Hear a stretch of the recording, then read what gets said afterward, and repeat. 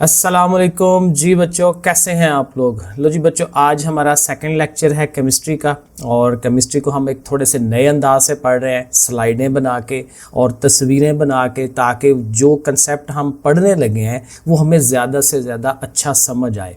और समझ होगी तो उतना ही पेपर अच्छा कर सकेंगे और प्रैक्टिकल और बाकी चीज़ें ज़्यादा बेहतर अंदाज में हम कर सकते हैं।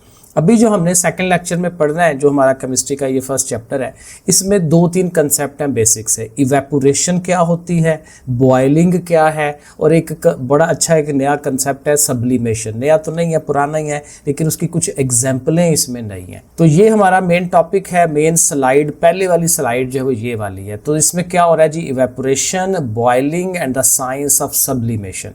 ठीक है, अब देखें, इसको स्टार्ट करते हैं।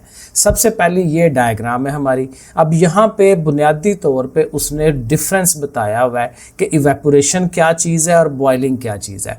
तकरीबन मिलती जुलती चीज़ें हैं, लेकिन फ़र्क देखें कि ये जो इवेपोरेशन है वो किसी भी टेम्परेचर पे हो रही होती है।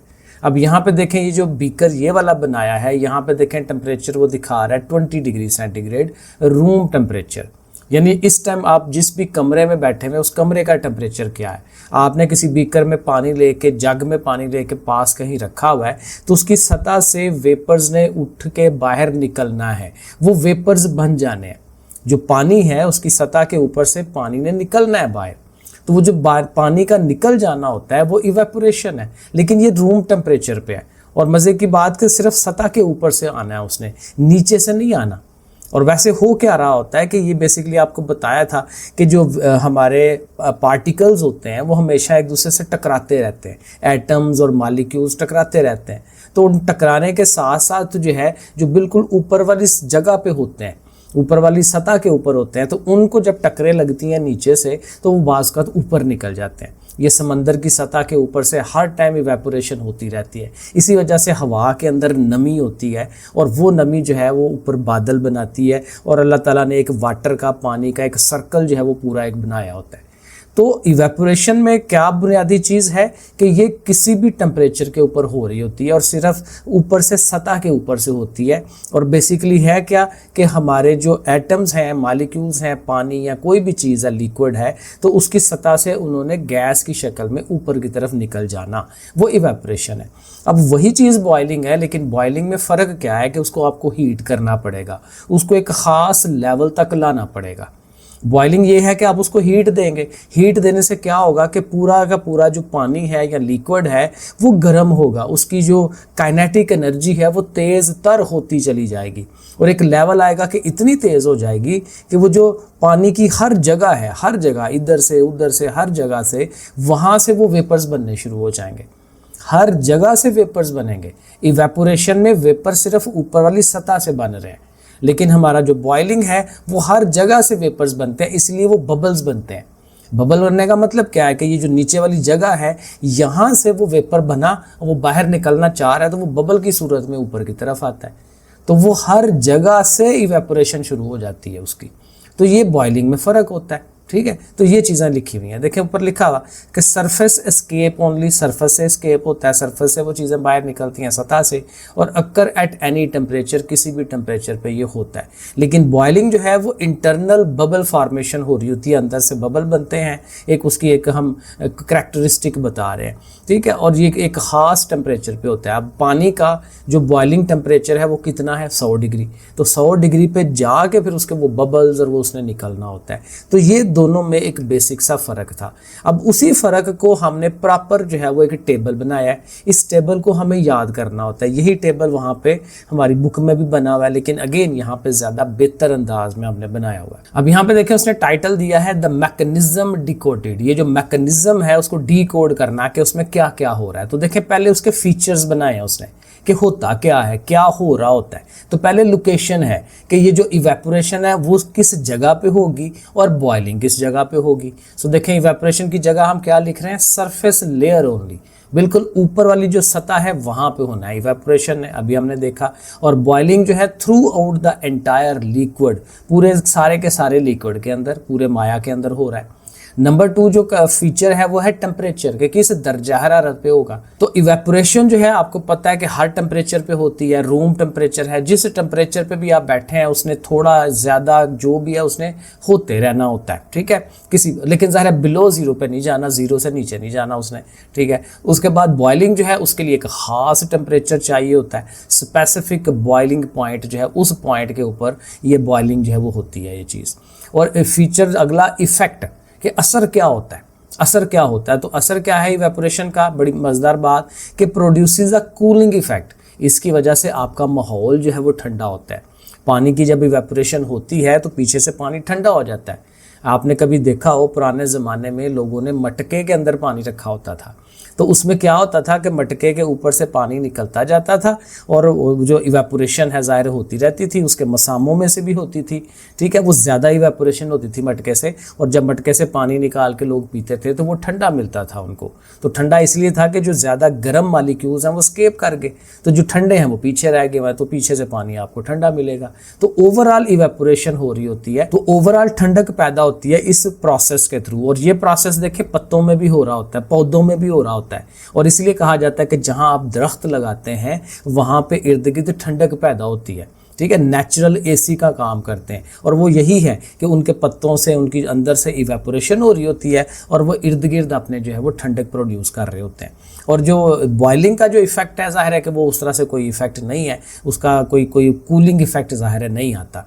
और जो चौथा फीचर है वो एनर्जी सोर्स है कि ये जो प्रोसेस होना है, इवेपोरेशन होनी है, बॉइलिंग होनी है, उनको ताकत कहाँ से मिलनी है।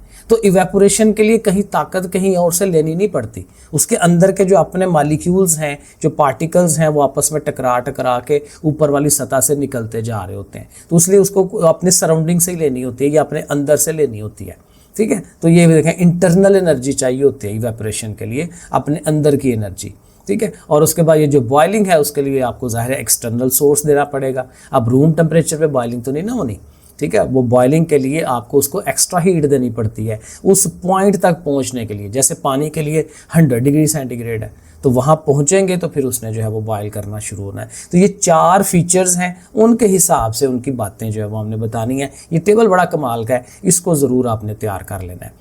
अच्छा, अब आगे क्या है, आगे ये जो हमारा जो क्या कहते हैं एटमॉस्फेयर का जो प्रेशर है उसकी बड़ी अच्छी उसने एग्जांपल दी हुई है। कहते हैं वही एक जो पानी है आप कराची में जाके गर्म करें और मरी पे जाके गर्म करें, तो कराची के अंदर उसका जो बॉइलिंग पॉइंट होगा ना वो 100 डिग्री सेंटीग्रेड होगा, लेकिन आप उसी पानी को मरी के पहाड़ों में जाके करेंगे तो उसका टेम्परेचर कितना वो बता रहा है, 98 डिग्री बता रहा है, ठीक है। अब ये फ़र्क क्यों आ जाता है, क्योंकि आप पहाड़ों में ऊपर चले गए। ऊपर जाने से क्या होता है कि ऊपर से हवा का जो प्रेशर है वो कम हो जाता है। अब जब प्रेशर कम होगा, अब ज़रा सोचने वाली बात है, जब ऊपर से ज़ोर डालने वाली चीज़ ज़ोर वो कम हो गया, तो फिर नीचे से जो वेपर्स ने बाहर निकलना है पानी की सतह के ऊपर से, वो आसानी से निकलेंगे। और आसानी का मतलब क्या है कि उसको और ज़्यादा एनर्जी नहीं चाहिए, तो थोड़ी सी एनर्जी कम चाहिए होगी।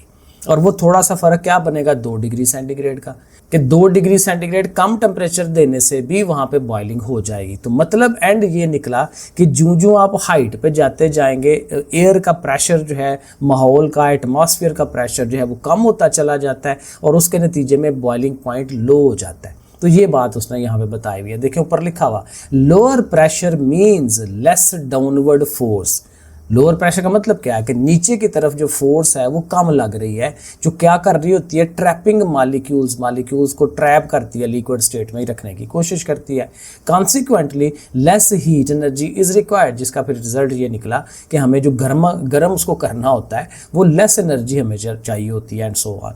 तो ये उसका देखें, एक तरफ उसने समंदर बनाया, अब देखें ना ये सी लेवल के ऊपर है, सी लेवल के ऊपर ज़्यादा से ज़्यादा प्रेशर होगा हवा का, क्योंकि आप बिल्कुल नीचे वाले लेवल पे हैं, ऊपर हवा ज़्यादा है, ठीक है। और जब आप ऊंचाई पे जाते हैं, पहाड़ों पे जाते हैं, तो वो जो एयर का प्रेशर है वो कम हो जाता है। तो ये एयर के प्रेशर को आपने ध्यान से देखना है। अब ये भी बड़ी कमाल की उसने चीज़ बनाई हुई है। अब यहाँ पे सब्लिमेशन की डेफिनेशन है। अब आपको पता है कि 3 नॉर्मल फेजेस होते हैं, सॉलिड है, लिक्विड है, गैस है, चीज़ें इस तरह से होती हैं। अब नॉर्मल रूटीन में एक सॉलिड होता है तो आप उसको हीट करते हैं तो उससे पहले लिक्विड बनना है, ठीक है, माया बनना है, लिक्विड से फिर उसने गैस बननी होती है, एक नॉर्मल प्रोसेस है। लेकिन अगर आप डायरेक्ट जाते हैं, सॉलिड से गैस की तरफ जाते हैं, लिक्विड बीच में आती नहीं है, बास चीज़ों में नहीं आती, तो उसमें फिर क्या होता है, उस प्रोसेस को हम सब्लिमेशन का नाम देते हैं। सिंपल बात कि किसी चीज़ का सॉलिड से गैस की शक्ल में चले जाना, दैट इज़ कॉल्ड सब्लिमेशन। और उसी का रिवर्स भी है कि अगर आप गैस की शक्ल से डायरेक्ट उसको सॉलिड में लाते हैं तो फिर वो क्या होती है, डिपोजिशन होती है, डिपोजिशन। तो ये दो कंसेप्ट, ये दो डेफिनेशनें वहाँ लिखी हुई हैं हमारी बुक के अंदर, वहाँ से उसको याद कर लेते हैं। तो ये हमारा सब्लिमेशन का प्रोसेस है। अब ये सब्लिमेशन प्रोसेस देखें, एग्जाम्पलें बड़ी कमाल की उसने बना के दे दी हैं, तस्वीरें हमें बना के दी हैं। ये हमारे रूटीन में हो रहा है। ये कार्बन डाइऑक्साइड गैस जो है, जिसको हम वो क्या कहते हैं, ड्राई आइस कहते हैं। कार्बन डाइऑक्साइड जो है वो ड्राई आइस होती है, यानी वो क्या है कि वो आइस की शक्ल में होगी, लेकिन आप उसको रूम टेम्परेचर पे रखेंगे तो वो गैस की शक्ल में कन्वर्ट होनी शुरू हो जाती है। तो एक एग्जांपल ये वाली है। दूसरी ये बड़ी मज़े की एग्जांपल है, ये नेफ्थलीन की गोलियां होती हैं।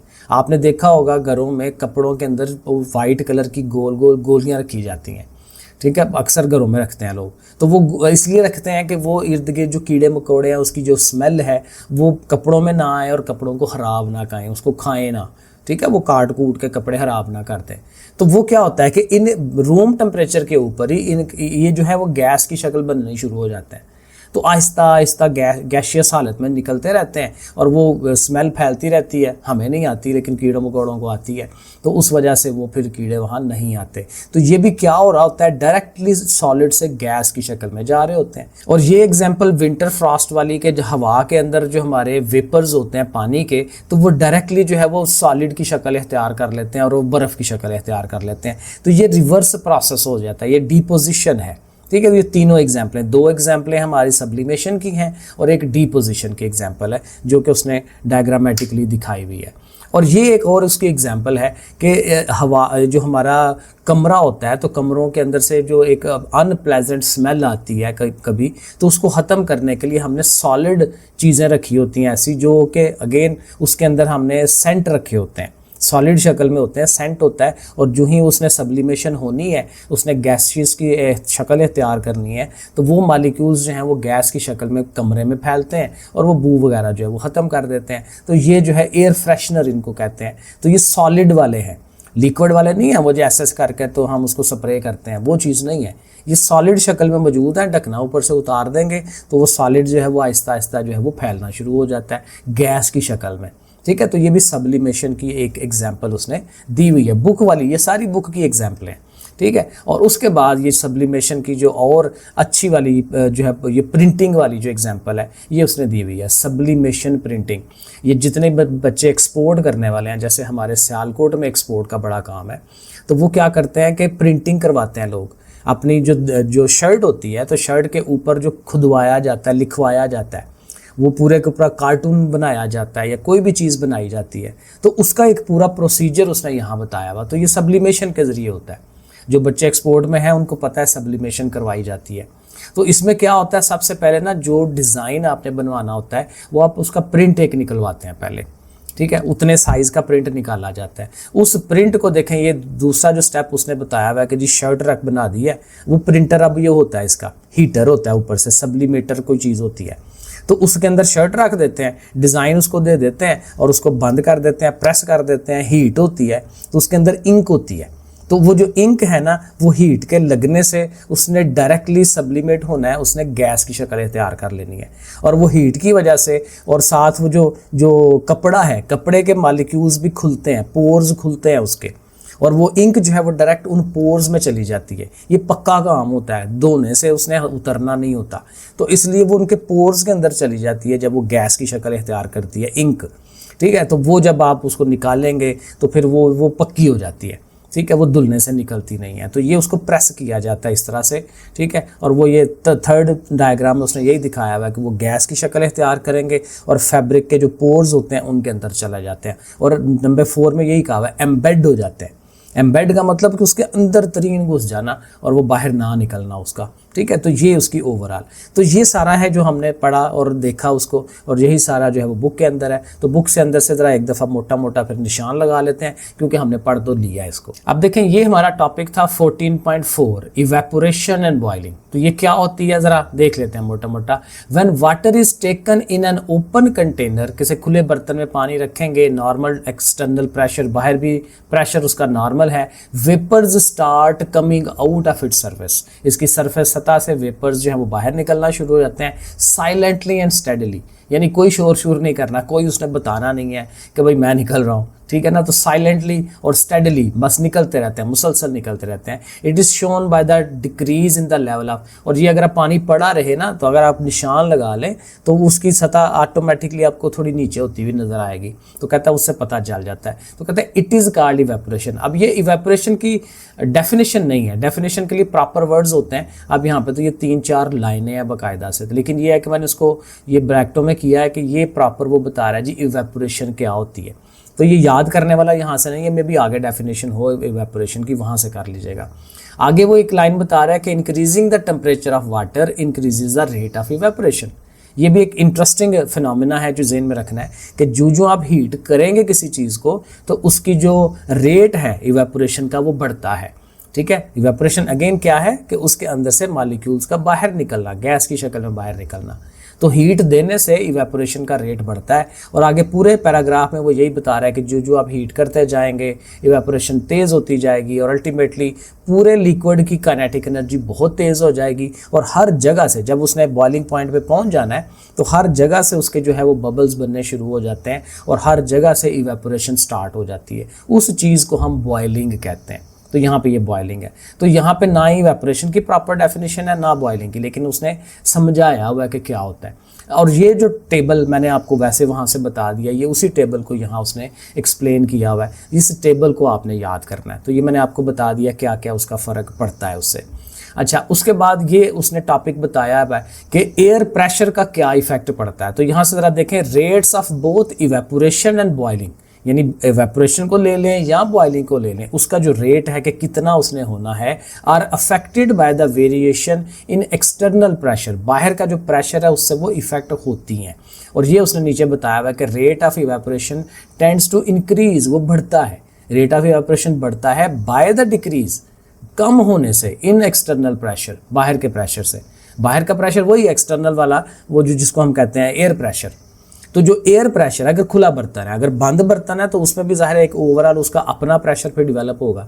तो जो बाहर का प्रेशर है अगर वो कम हो जाए तो इवेपोरेशन ज़्यादा होती है, क्योंकि बाहर से ज़बरदस्ती ना हो रही। जैसे किसी बच्चे को थोड़ा आज़ाद कर दें तो वो ज़्यादा खुलेगा, आज़ाद कर दें खुलेगा, प्रेशर कम कर दें वो खुलेगा, ज़्यादा खुलेगा। तो यही बात है, लिक्विड भी यही करता है कि ऊपर से प्रेशर कम कर दें, उसका जो खुलना है, उसके जो वेपर्स हैं वो ज़्यादा तेज़ी के साथ हो जाते हैं। बाकी अगेन ये वही है सारा, इसमें याद करने वाली कोई चीज़ नहीं है, लेकिन बहरहाल वो एक्सरसाइज के साथ इसके सवाल बनाएंगे। और फिर यहाँ पर उसने सब्लिमेशन को एक्सप्लेन किया है। सब्लिमेशन के लिए ये प्रॉपर डेफिनेशन है उसकी, the direct conversion of a solid to vapours, solid का वेपर्स में डायरेक्ट कन्वर्ट होना विदाउट मेल्टिंग, लिक्विड में जाए बगैर, इज कॉल्ड सब्लिमेशन, ठीक है। और साथ बाकी वही एग्जांपल्स हैं कार्बन डाइऑक्साइड की, नेफ्थलीन की, ये सारा उसने नीचे एग्जांपलें दी हुई हैं।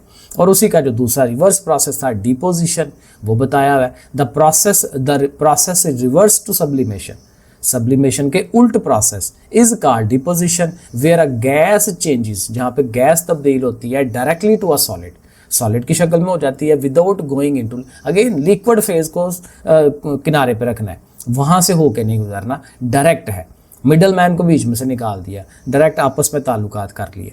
तो ये हमारा डिपोजिशन है। फिर आगे वही एग्जांपल्स हैं, सॉलिड एयर फ्रेशनर की मैंने आपको एग्जांपल बताई कि उसको रखा जाता है, वो माहौल को अच्छा कर देता है, ठीक है। फिर ये सब्लिमेशन प्रिंटिंग जो है उसकी डेफिनेशन भी है यहाँ से लेके यहाँ तक कि when the process of sublimation is used, इस प्रोसेस को हम इस्तेमाल करते हैं टू प्रिंट अ डिज़ाइन, किसी डिज़ाइन को हमने प्रिंट कर देना है, लगा देना है उसके ऊपर, इनटू अ मटेरियल और फैब्रिक, किसी कपड़े पे या किसी और चीज़ पे, it is called sublimation printing.